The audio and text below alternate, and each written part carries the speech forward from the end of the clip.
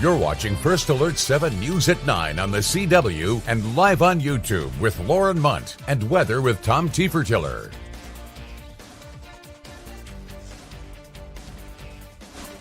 Thanks for joining us for First Alert 7 News on the CW, and thanks to those of you joining us live on YouTube. I'm Lauren Munt, and we're starting tonight across the state. Former President Trump and Vice President Kamala Harris campaigned in Texas today ahead of Election Day.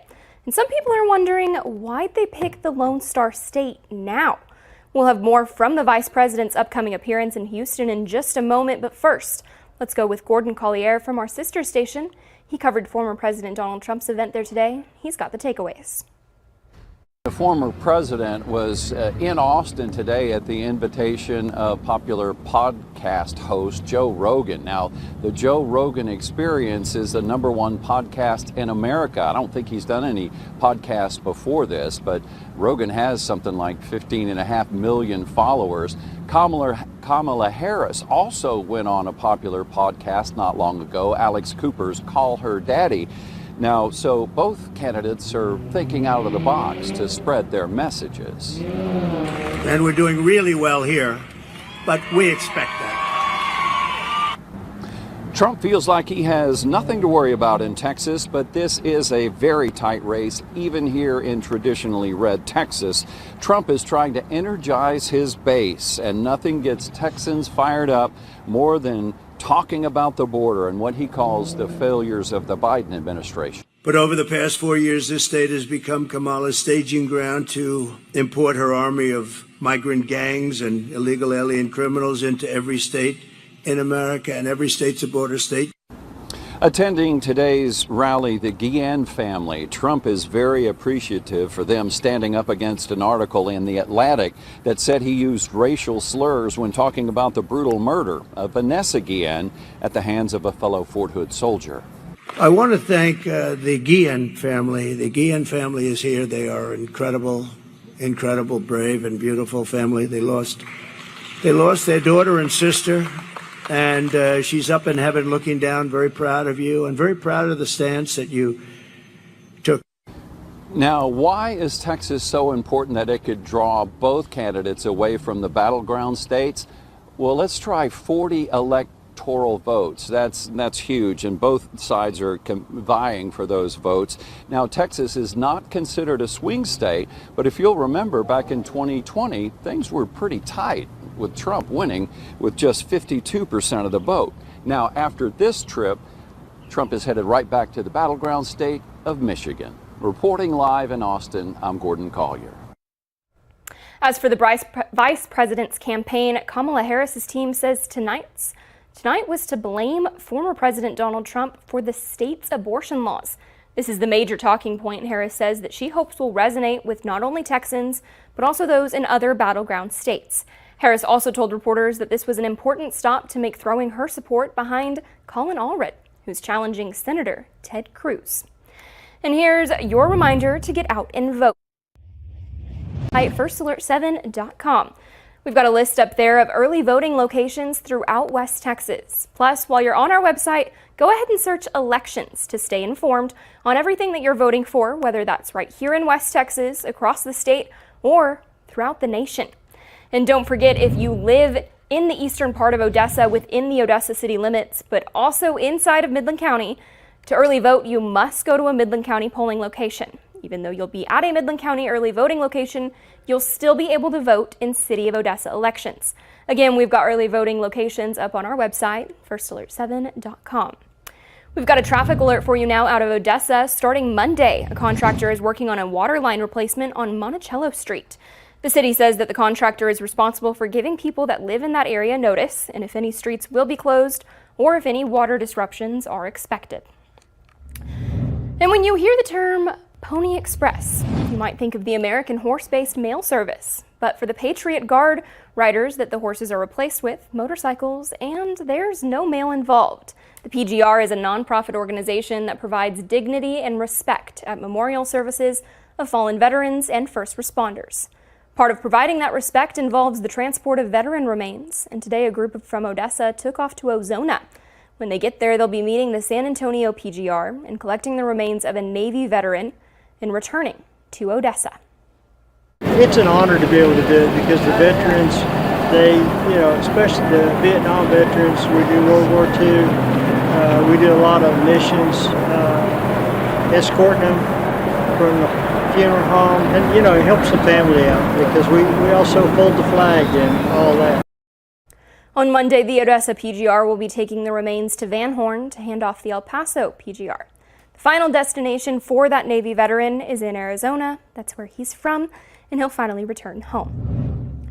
We're going to take a pause now and take a look at weather with Chief Meteorologist Tom Tieferteller. Tom, what can we expect? Well, it turned out to be a nice day across the area as a cool front arrived in West Texas, and we didn't see a lot of fanfare with it other than a northeast wind across the area and a few high clouds drifted across today, but that's really been about it across the area. High temperatures, well, they were into the upper 70s. Usually we're about 77 this time of the year, so right on the money out at the Midland National Air and Spaceport. A little cooler over towards Big Spring at 76, 74 in the Snyder area. Western Permian Basin warmed up a little bit, but you can see most areas did cool off behind the front, except the front had a little struggle trying to get into the Presidio Valley down towards the Big Bend area, so temperatures warmed up into the lower 90s. So for the rest of tonight, again, we're going to see those temperatures slide down into the lower 50s across the area as we'll be looking at a pretty quiet but cool start to your day coming up on your Saturday, and it looks like a great weekend. All right, thank you, Tom. Now that you've got your weekend weather, let's talk some weekend plans. You can start your morning off tomorrow with a walk to end Alzheimer's. This is the largest community awareness event and fundraising that the Alzheimer's Association holds every single year. The event opens at 9 a.m. and the walking will begin at 10:30 a.m. at the Scarborough Sports Complex. And First Alert 7's Jay Hendricks is the master of ceremonies. This year's walking route will be 2 laps around the baseball stadium, which is about a mile long. The Alzheimer's Association has worked on this event all year long, and they encourage those of all ages and abilities to come out and support.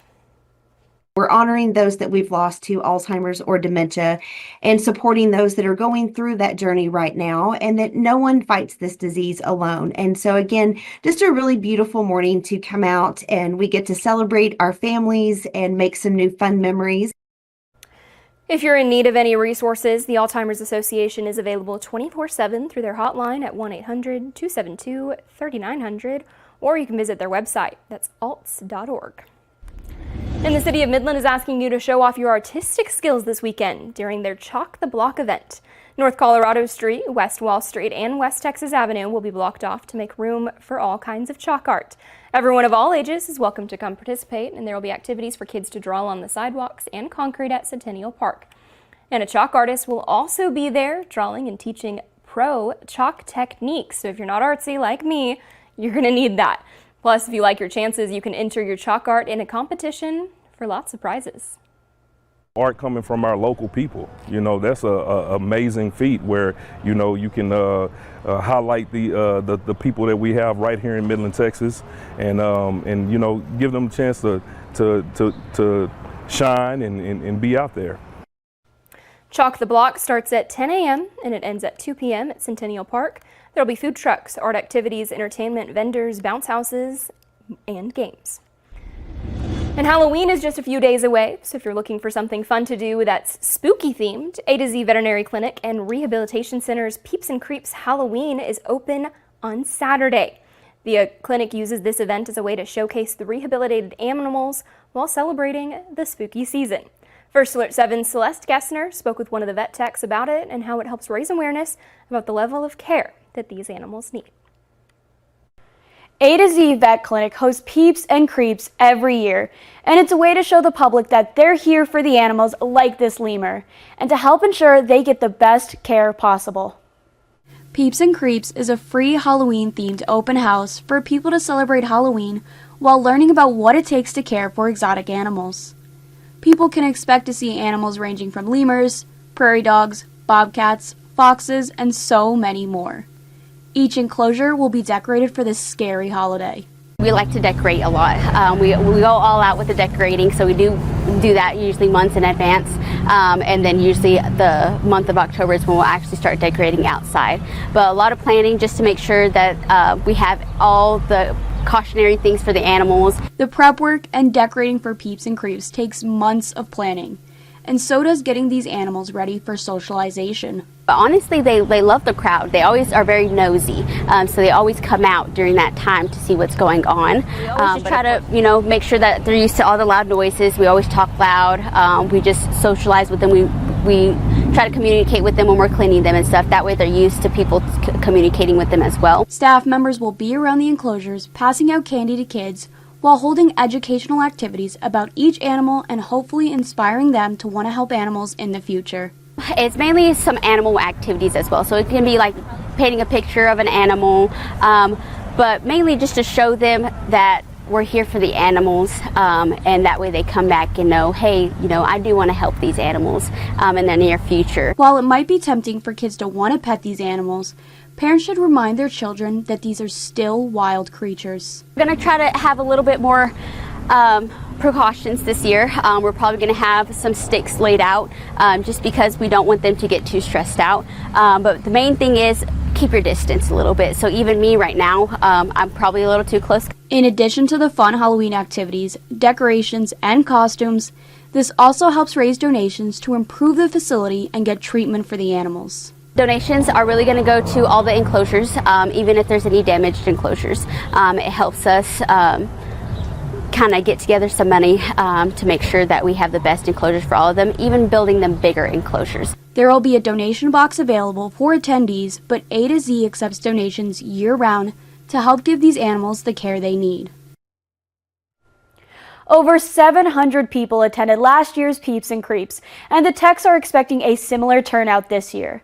This year's event is on October 26 from 5 to 8 p.m. at A to Z Vet Clinic. Reporting for First Alert 7 News, I'm Celeste Gessner. Thank you, Celeste. There's also tons of Halloween-inspired activities going on. The Ector County Library System is hosting Halloween in the park, Noel Heritage Park that is, from 4 p.m. to 6 p.m. again tomorrow. There will be toys, candy, plus books to learn about Halloween and the fall season. All right, so you've got a lot going on. We've got the Alzheimer's Walk. You're going to go check out Peeps and Creeps, and then head on over to Odessa for Malloween. It's back in Odessa tomorrow from 5 to 7. There'll be lots of activities throughout Music City Mall to complete, and candy with plenty of photo ops for those in costume and even those out of costume.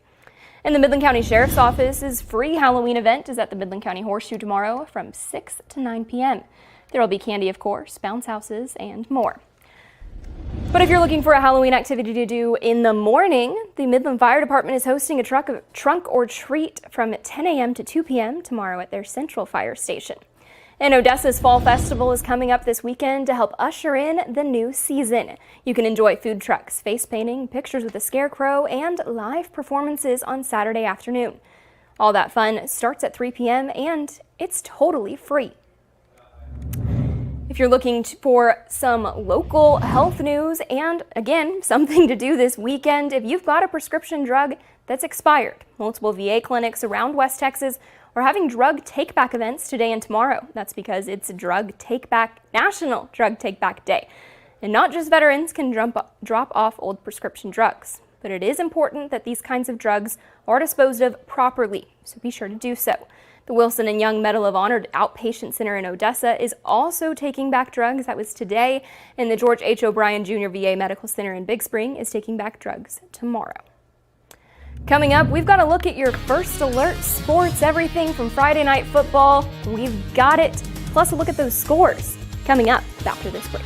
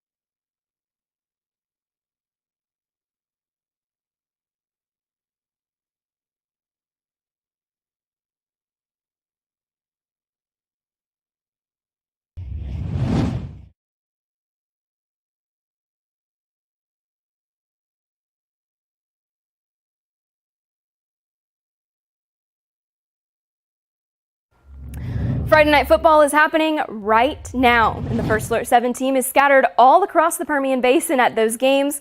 Of course, the game of the week, it's a matchup that was featured 20 years ago in the movie Friday Night Lights. Last year, the Rebels lost to Permian on a game-winning 2-point conversion from Jacob Garcia to Gage Murphy. The Rebels are 2-5 so far and 1-1 in district.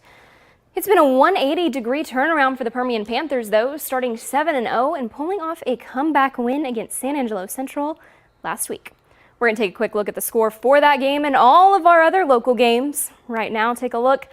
Again, this is all on our website, firstalert7.com. You can see Lamesa at 21, Kermit 6 there at halftime right now. Reagan County, Sonora, Reagan County is winning 14-0. We've got Ackerley Sands 36. I didn't see that score. We scored a little too fast. Pecos, they're 14-15 against San Angelo Lakeview. They're again at halftime. That Midland Legacy Permian game, the Rebels are beating the Panthers right now, 28-21. That is in the second quarter. We will, of course, keep updating all of those scores and more. They can be found up on our website. That's firstalert7.com. More great weather on the way for the start of your weekend. We'll talk about it and show you a stronger cold front for Halloween coming up next.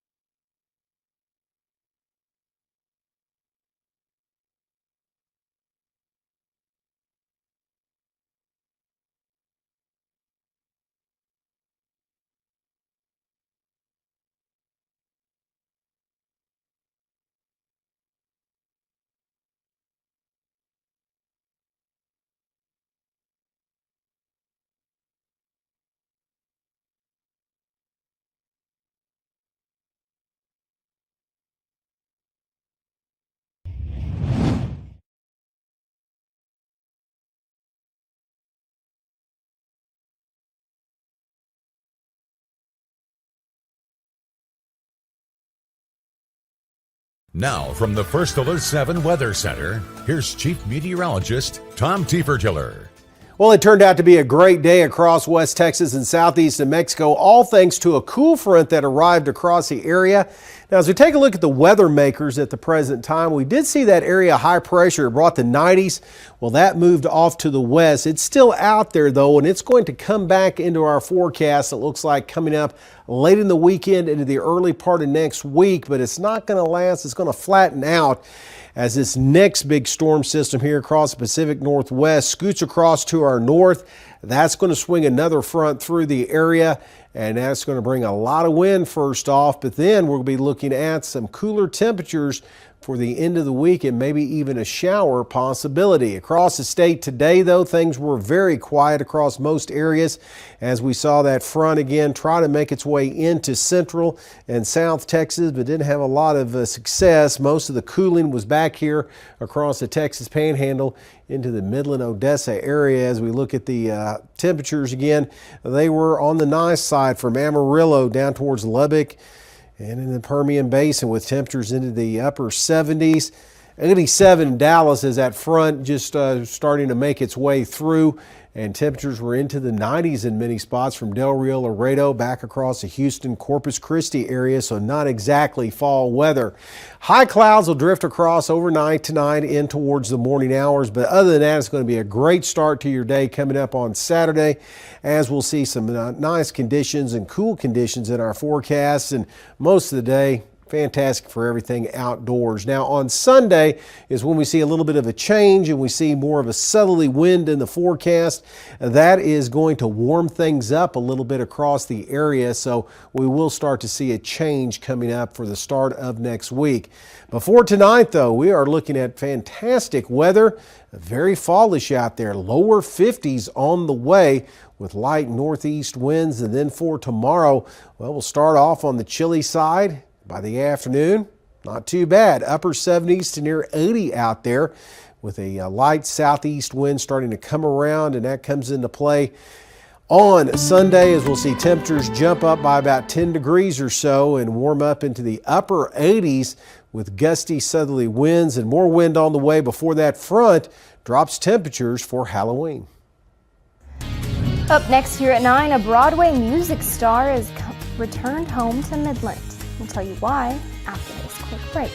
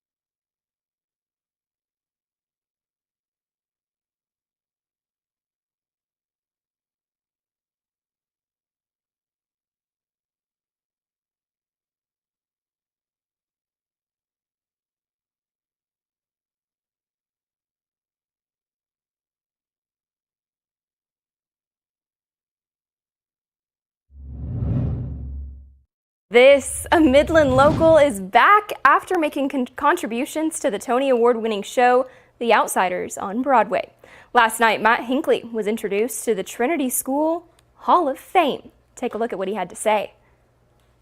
Obviously, I love making music. I love creating art. I love trying to create things that matter to people and have an impact. But, you know, if I was working with a bunch of people that I hated, it wouldn't be that much fun. But it's a cool community of, you know, I lovingly call them a bunch of weirdo artists. But, you know, it's a beautiful community of people who I think care about each other and try to work at a high level but have a good time doing it. The Outsiders has been on Broadway for about 7 months, and Hinckley's primary focus is ensuring that the show has success until its final curtain call. For his full story, you can head to our website, firstalert7.com. That story is done by our very own Isabella Garriga. Still ahead, we've got another look at your scores for high school football. Again, lots of big games going on. We're going to talk about it and again, take a look at those scores and give you an update after this quick break.